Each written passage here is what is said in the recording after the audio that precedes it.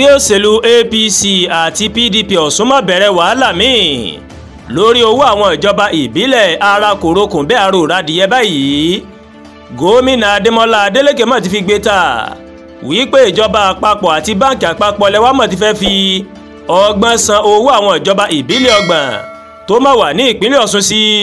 àpò àwọn olóṣèlú aládàáni kan. Bákan náà ni gómìnà Adélékè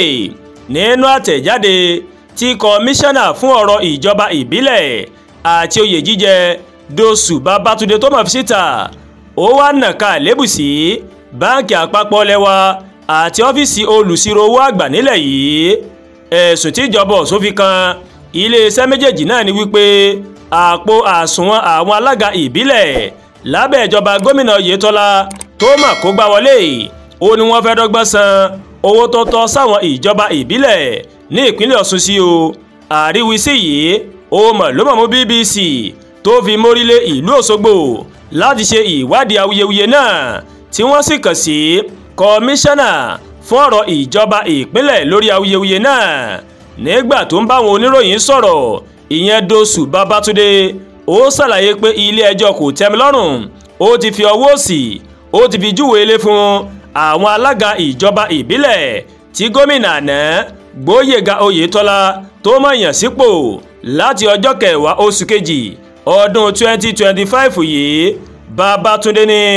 àwọn mọ̀ gbọ́ wípé báǹkì ìjọba àpapọ̀ ó fẹ́ san owó fún àwọn alága tí ilé ẹjọ́ kò tẹ́milọ́rùn tó ti fi ọwọ́ òsì tó ti fi júwèé lé fún o ní owó àwọn káńsù tó wà ní Ọ̀ṣun. Àwa wá ń kìlọ̀ fún báǹkì àpapọ̀ lẹ́wà ìyẹn CBN láti má dán irú àṣìṣe náà wò rárá o pé kí wọ́n san owó ìjọba sí àsùnwọ̀n àwọn tí wọ́n jẹ gàba sí káńsù báyìí. Ilé ẹjọ́ kò tẹ́milọ́rùn ó yìí ti gbé ìdájọ́ mìíràn jáde ní ọjọ́ 13 oṣù kẹfà ọdún yìí wípé ẹgbẹ́ òṣèlú APC kò ní àǹfààní láti tún bẹ̀rẹ̀ ẹjọ́ tí ilé ẹjọ́ kò tẹ́milọ́rùn tó ti kọ́kọ́ dànù tẹ́lẹ̀ mọ́ rárá lábẹ́ òfin o. Olórí ilé ìgbìmọ̀ asòfin ìpínlẹ̀ Ọ̀ṣun Ọ̀nàrẹ́bù Adéwálé Ẹgbẹ́dùn òun náà ti kìlọ̀ fún àwọn alákòóso báǹkì àpapọ̀ lẹ́wà láti má ṣe kó owó tó tọ́ síjọba ìbílẹ̀ Ọ̀ṣun fún àwọn alága káńsù tẹ́lẹ̀ tó ní wọ́n mọ̀ jẹ gàba sí ọ́fíìsì ìjọba ìbílẹ̀ báyìí. Nínú ìpinnu tí àwọn ọmọ ilé ìgbìmọ̀ asòfin ní Ọ̀ṣun mọ̀ ṣe ní ọjọ́ 19 oṣù kẹfà ọdún 2025 tí olórí ilé tó sì kà á jáde níbi ìjókòó ilé o ńlá ti bẹnu àtẹ́lu ìgbésẹ̀ náà. A máa kó rojú sí bí àwọn alága tí àjọ elétò ìdìbò ìjọba ìbílẹ̀ ní ìpínlẹ̀ Ọ̀ṣun tó mọ̀ búra fún lọ́dún 2022 ṣùgbọ́n tí ìdájọ́ ilé ẹjọ́ kò tẹ́milọ́rùn tó ti lé kúrò níbẹ̀ bó ṣe tún lọ káàkiri báyìí tí wọ́n sì ń pe ara wọn ní alága káńsù. Àwọn aṣòfin Ọ̀ṣun wọ́n ti kéde pé àwọn alága àtàwọn kánsẹ́lọ̀ tí àwọn aráàlú dìbò yàn ní ọjọ́ 22 oṣù kejì ọdún yìí ó nìkan ni wọ́n máa jẹ́ ojúlówó alága lábẹ́ ìpín kínní abala keje ìwé òfin ọdún 1999. Torí èyí òfúùtù fẹ́ tẹ̀ àṣà tí ò ní kan lásán ó ní ariwo tí àwọn alága ìdìbò ọjọ́ 15 oṣù kẹwàá ọdún 2022 ń pa káàkiri o wípé ilé ẹjọ́ kò tẹ́milọ́rùn ó mà dá àwọn padà kò lẹ́sẹ̀ nílẹ̀ rárá o bẹ́ẹ̀ ni kò rí ìdíjòkó lábẹ́ òfin o. Ẹgbẹ́dùn ó wá fi kọ́ rẹ̀ pé yíyan ẹnikẹ́ni láti máa ṣàkóso àwọn ìjọba ìbílẹ̀ ó lòdì sí òfin o. Ilé ìgbìmọ̀ asòfin yìí ó sì bẹnu àtẹ́lu ìgbésẹ̀ tí báǹkì àpapọ̀ lẹ́wà tó mọ̀ fẹ́ gbé o láti san owó ìjọba ìbílẹ̀ sí àsùnwọ̀n àwọn tí wọ́n ń pe ara wọn ní alága àti kánsẹ́lọ̀ lẹ́yìn tí ilé ẹjọ́ ti yọ wọ́n o. Ó wá tẹ̀síwájú pé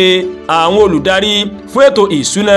àti ti àkóso nìkan ó ní wọ́n lẹ́tọ̀ọ́ lábẹ́ òfin láti bu ọwọ́ lu sọ̀wédowó tó jẹ́ ti ìjọba ìbílẹ̀ ní ìbámu pẹ̀lú abala 14 àkọsílẹ̀ ìlànà ìṣàkóso ìjọba ìbílẹ̀ lọ́sùn. Ohun tó ń ṣẹlẹ̀ ní ìpínlẹ̀ Ọ̀ṣun báyìí ó mà jẹ́ ẹ̀dùn ọkàn fún wa o. A sì ń pe olùṣírò owó àgbà lórílẹ̀‐èdè yìí àti kọmíṣánná fún ètò ìṣúná láti tètè yọ̀ǹda owó tó mà jẹ́ ti àwọn ìjọba ìbílẹ̀ lọ́sùn kíákíá o àwọn aṣòfin náà wọ́n wá ṣèlérí o láti lo ìlànà òfin láti fìyà jẹnikẹ́ni tó bá lòdì sí àwọn ìpinnu wọ̀nyí eléyìí tó wà lábẹ́ ìlànà òfin láti dáàbò bo ìṣèjọba lẹ́sẹ̀kùkú. Adúàgbòlùwà Tóyìn ló ń kàròyìn sí létí o láti kàn ní Ẹ̀yà Yorùbá World TV. bẹ́ẹ̀ ṣe ń wò wá ẹ máa bá wa like ẹ máa share ẹ máa comment ẹ má tún gbàgbé láti bá wa subscribe sórí YouTube channel wa kẹ́ wá bá wa tẹ notification bell láti lè máa mọ àwọn ètò wa lọ́kùnjọ̀kan tó bá ti gorí ìkànnì yìí. ẹ ṣe pọ̀ tẹ́ wò wá o àbúrò oníṣẹ́ ẹnì kọ̀ọ̀kan wa lágbára Ọlọ́run ọba Elédùmarè á kù ìsinmi ayọ̀ ìsinmi aláyọ̀ ni ó jẹ́ fẹ́ ẹnì kọ̀ọ̀kan wa o.